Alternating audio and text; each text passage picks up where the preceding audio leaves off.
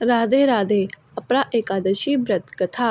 युधिष्ठिर कहने लगे कि हे भगवान, ज्येष्ठ कृष्ण एकादशी का क्या नाम है तथा उसका महात्म्य क्या है, सो कृपा कर कहिए। भगवान श्री कृष्ण कहने लगे कि हे राजन, यह एकादशी अचला तथा अपरा दो नामों से जानी जाती है। पुराणों के अनुसार ज्येष्ठ कृष्ण पक्ष की एकादशी अपरा एकादशी है, क्योंकि यह अपार धन देने वाली है।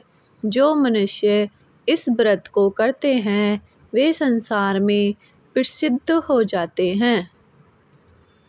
इस दिन भगवान त्रिविक्रम की पूजा की जाती है। अपरा एकादशी के व्रत के प्रभाव से ब्रह्म हत्या, भूत योनि, दूसरे की निंदा आदि के सब पाप दूर हो जाते हैं।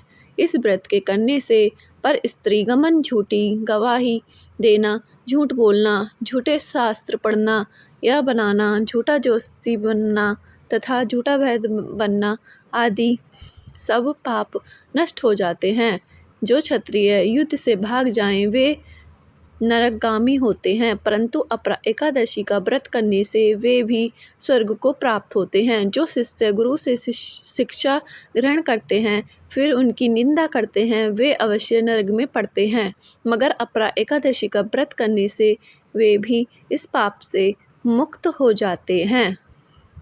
जो फल तीनों पुष्कर में कार्तिक पूर्णिमा को स्नान करने से या गंगा तट पर पितरों को पिंडदान करने से प्राप्त होता है, वही अपरा एकादशी का व्रत करने से प्राप्त होता है।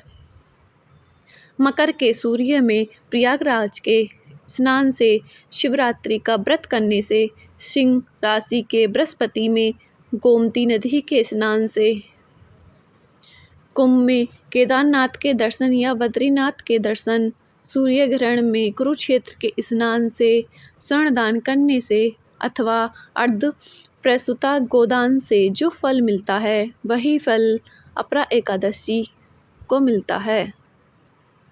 यह व्रत पाप रूपी वृक्ष को काटने के लिए कुल्हाड़ी है, पाप रूपी ईंधन को जलाने के लिए अग्नि, पाप रूपी अंधकार को मिटाने के लिए सूर्य के समान, मृगों को मारने के लिए सिंह के समान है। अतः मनुष्य को पापों से डरते हुए इस व्रत को अवश्य करना चाहिए। अपरा एकादशी का व्रत तथा भगवान का पूजन करने से मनुष्य सब पापों से छूटकर विष्णु लोक को जाता है।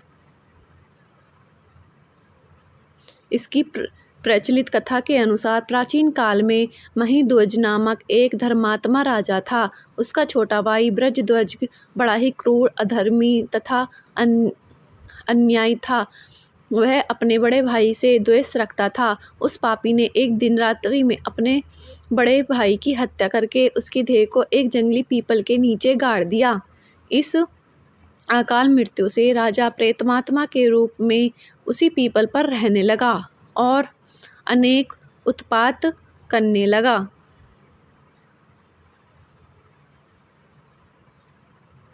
एक दिन अचानक धौम्य नामक ऋषि उधर से गुजरे। उन्होंने प्रेत को देखा और तपोबल से उसके अतीत को जान लिया। अपने तपोबल से प्रेत उत्पात का कारण समझा।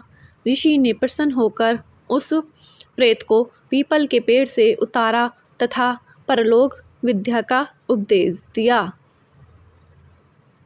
दयालु ऋषि ने राजा की प्रेत योनि से मुक्ति के लिए स्वयं ही अपरा अचला एकादशी का व्रत किया और उसे अगाति से छुड़ाने को उसका पुण्य प्रेत को अर्पित कर दिया। इस पुण्य के प्रभाव से राजा की प्रेत योनि से मुक्ति हो गई। वह ऋषि को धन्यवाद देता हुआ दिव्य देह धारण कर पुष्पक विमान में बैठकर स्वर्ग को चला गया। हे राजन, यह अपरा एकादशी की कथा मैंने लोकहित के लिए कही है। इसे पढ़ने अथवा सुनने से मनुष्य सब पापों से छूट जाता है। प्रेम से बोलिए विष्णु भगवान की जय। भोला भक्त की एकादशी व्रत कथा। बहुत साल पहले की बात है। एक आलसी लेकिन भोला भाला युवक था आनंद। दिन भर कोई काम नहीं करता, बस खाता ही रहता और सोए रहता। घर वालों ने कहा, चलो जाओ निकलो घर से, कोई काम धाम करते नहीं हो, बस पड़े रहते हो। वह घर से निकलकर यूं ही भटकते हुए एक आश्रम पहुंचा। वहां उसने देखा कि एक गुरुजी हैं। उनके शिष्य कोई काम नहीं करते, बस मंदिर की पूजा करते हैं। उसने मन में सोचा, यह बढ़िया है, कोई काम धाम नहीं, बस पूजा ही तो करना है। गुरुजी के पास जाकर पूछा, क्या मैं यहाँ रह सकता हूँ? गुरुजी बोले, हाँ हाँ, क्यों नहीं, लेकिन मैं कोई काम नहीं कर सकता हूँ। गुरुजी, कोई काम नहीं करना है, बस पूजा करना होगी।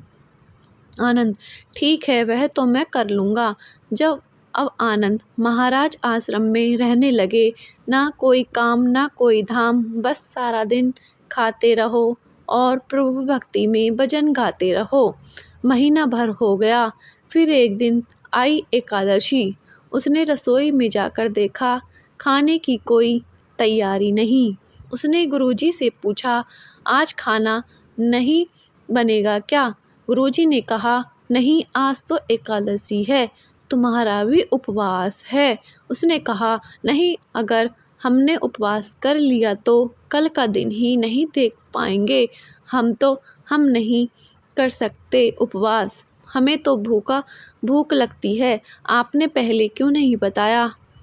गुरुजी ने कहा, ठीक है, तुम ना करो उपवास, पर खाना भी तुम्हारे लिए कोई और नहीं बनाएगा, तुम खुद बना लो।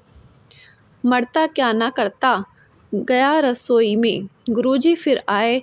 देखो, अगर तुम खाना बना लो तो राम जी को भोग जरूर लगा लेना और नदी के पास उस पार जाकर बना लो रसोई। ठीक है। लकड़ी, आटा, तेल, घी, सब्जी लेकर आनंद महाराज चले गए। जैसा तैसा खाना भी बनाया। खाने लगा तो याद आया, गुरुजी ने कहा था कि राम जी को भोग लगाना है।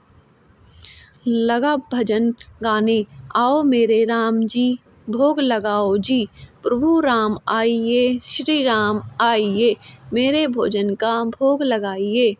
कोई न आया तो बेचैन हो गया कि हाँ तो भूख लग रही है और राम जी आ ही नहीं रहे। भोला मानस जानता नहीं था कि प्रभु साक्षात तो आएंगे नहीं, पर गुरुजी की बात मानना ज़रूरी है। फिर उसने कहा, देखो प्रभु राम जी, मैं समझ गया कि आप क्यों नहीं आ रहे हैं। मैंने रूखा सूखा बनाया है और आपको तरमाल खाने की आदत है, इसलिए नहीं आ रहे हैं। तो सुनो प्रभु, आज वहाँ भी कुछ नहीं बना है, सबको एकादशी है, खाना तो यह भोग ही खा लो। श्री राम अपने भक्त की सरलता पर बड़े मुस्कुराए और माता सीता के साथ प्रकट हो गए। भक्त असमंजस में, गुरुजी ने तो कहा था कि राम जी आएंगे, पर यहाँ तो माता सीता भी आई हैं और मैंने तो भोजन बस 2 लोगों को बनाया है। चलो कोई बात नहीं, आज इन्हें ही खिला देता हूँ। भोला प्रभु, मैं भूखा रह गया, लेकिन मुझे आप दोनों को देखकर बड़ा अच्छा लग रहा है। लेकिन अगली एकादशी पर ऐसा न करना, पहले बता देना कि कितने जन आ रहे हो, और हाँ, थोड़ा जल्दी आ जाना। राम जी उसकी बात पर बड़े मुद्दित हुए, प्रसाद ग्रहण करके चले गए। अगली एकादशी तक यह भोला मानस सब भूल गया। उसे लगा प्रभु ऐसे ही आते होंगे और प्रसाद ग्रहण करते होंगे।